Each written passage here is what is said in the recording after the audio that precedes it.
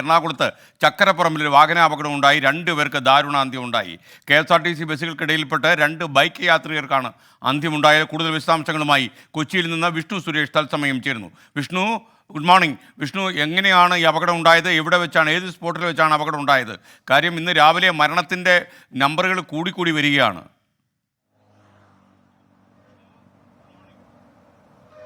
ഇന്നലെ രാത്രിയോടുകൂടിയാണ് എറണാകുളം ചക്കരപ്പറമ്പിൽ വെച്ച ഈ KSRTC വാഹനങ്ങൾക്കിടയിൽ 2 KSRTC ബസ്സിനിടയിൽപ്പെട്ട 2 ബൈക്ക് യാത്രികർക്ക് ജീവൻ നഷ്ടമായത്. ഇവരുടെ പേരുവിവരങ്ങൾ ലഭ്യമായി വരുന്നതേ ഉള്ളൂ.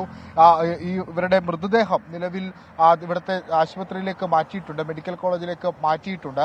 തിരുവനന്തപുരത്തേക്ക് പോകുകയായിരുന്ന ബസ്സുകൾക്ക് ഇടയിലാണ് ഇവർ പെട്ടത്. ഇന്നലെ രാത്രി മഴയുണ്ടായിരുന്നു, ഒരു പക്ഷേ അതായിരിക്കാം പ്രധാനമായ ഒരു അപകടത്തിലേക്ക് നയിച്ചത് എന്നാണ് പ്രാഥമികമായ നിഗമനം.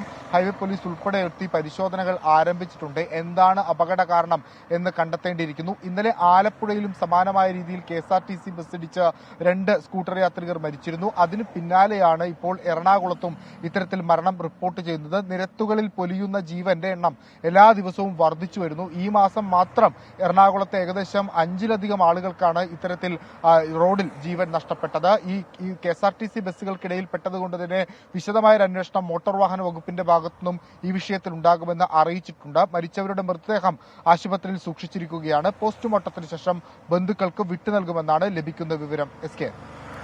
Okay, thank you Vishnu Suresh. എന്തായാലും ഈ അപകടങ്ങളുടെ എണ്ണം കൂടുന്നു, റോഡിൽ പൊലിയുന്ന ജീവിതങ്ങളുടെ എണ്ണം, നഷ്ടപ്പെടുന്ന ജീവിതങ്ങളുടെ എണ്ണവും കൂടുന്നു. കഴിഞ്ഞ വർഷമൊക്കെ ഉണ്ടായ അപകടങ്ങളെക്കാൾ എണ്ണം കൂടുന്നു. ഒരുപക്ഷെ ഒരു പഠനം നടത്തുകയാണെങ്കിൽ എൻ്റെ ഒരു ചിന്തയെന്ന് പറഞ്ഞാൽ കേരളത്തിൽ കോവിഡ് മൂലം മരിച്ച ആളുകളെക്കാളും എത്രയോ ഇരട്ടിയായിരിക്കും റോഡിൽ പൊലിയുന്ന ജീവിതങ്ങൾ. നമ്മൾ പല ദിവസങ്ങളായി ഇൻസ്റ്റാൾമെൻറ്റ് സ്കീമിൽ ആളുകൾ മരിക്കുന്നതുകൊണ്ടായിരിക്കാം നമ്മളതിനെ ഗൗരവത്തോടെ എടുക്കുന്നില്ല. 20 മാസക്കാലം കോവിഡ് എന്ന മഹാമാരിയെ പിടിച്ചു കെട്ടാൻ വേണ്ടി നമ്മളെടുത്ത കുറേ യത്നങ്ങളുണ്ട്. അതിൻ്റെ 4 യത്നം പോലും റോഡപകടങ്ങളെ കുറയ്ക്കാൻ നമ്മൾ എടുക്കുന്നില്ല എന്നുള്ളത് ദുഃഖകരമായ കാര്യമാണ്.